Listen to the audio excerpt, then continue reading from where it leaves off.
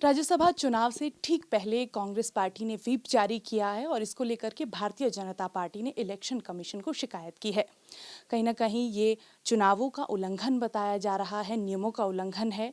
जो नियम तय किए जाते हैं किसी भी चुनाव से पहले।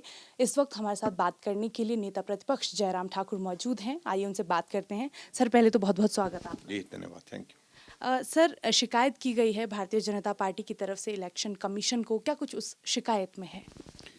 देखिए, राज्यसभा की एक सीट के लिए जो चुनाव है, इस चुनाव के लिए इलेक्शन कमीशन की बड़ी क्लियर गाइडलाइंस हैं कि व्हिप जारी नहीं हो सकता है। लेकिन उसके बावजूद भी कांग्रेस पार्टी ने व्हिप जारी किया गया है। और व्हिप जारी ही नहीं किया है, उसमें कहा गया है कि कांग्रेस पार्टी के लिए राज्यसभा के इस चुनाव के लिए जो कैंडिडेट हैं उनको वोट डाला जाए, इस तरह से कहा गया। और जो मैं समझता हूँ कि जो गलत है और वो कानूनी तौर पर नहीं किया जा सकता है। और उसके पीछे सबसे बड़ी बात यही एक ही चीज़ है कि कांग्रेस के विधायकों के ऊपर दबाव डाला जाए। और मुख्यमंत्री जी ने शायद विधायक दल की बैठक में कांग्रेस की ये बात कही भी, अगर कोई भी व्हिप का उल्लंघन करेगा तो उनकी विधानसभा से सदस्यता समाप्त हो जाएगी।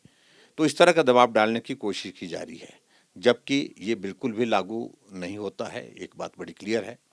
और दूसरी बात जो उनने और कही है विधायक दल की बैठक में, और ये भी बताया है कि वोट डालने के बाद आपको अपना वोट जो है वो ऑथराइज्ड इलेक्शन एजेंट है उसको दिखाना होगा। अगर वहाँ क्रॉस वोटिंग अगर की होगी तो क्रॉस वोटिंग में वो वोट जो है फिर वो इनवैलिड माना जाएगा। वो भी गलत है। उसमें भी चुनाव आयोग ने और सुप्रीम कोर्ट ने बड़ा क्लियर किया है कि वो इनवैलिड नहीं होगा, वोट वैलिड होगा। जो विधानसभा का सदस्य सिर्फ वोट दिखा सकता है, लेकिन उस वोट को रिजेक्ट करने के लिए किसी के पास वहाँ उनके पास जो है वो अधिकार नहीं होगा जो ऑथराइज्ड एजेंट है। तो इस तरह से चुनाव को प्रभावित करने की जो कोशिश की जा रही है, इसलिए हमने आज मुख्य चुनाव आयोग को दिल्ली जो है वो हमने कंप्लेंट की है। हमारी पार्टी के अध्यक्ष जी ने और हमारे कैंडिडेट ने की है और इलेक्शन एजेंट की ओर से की गई है। उसमें कंप्लेंट में हमने कहा कि कांग्रेस को इस व्हिप जारी करने के संदर्भ में उनको नोटिस दिया जाए। बहुत बहुत धन्यवाद सर हमारे साथ बातचीत के लिए।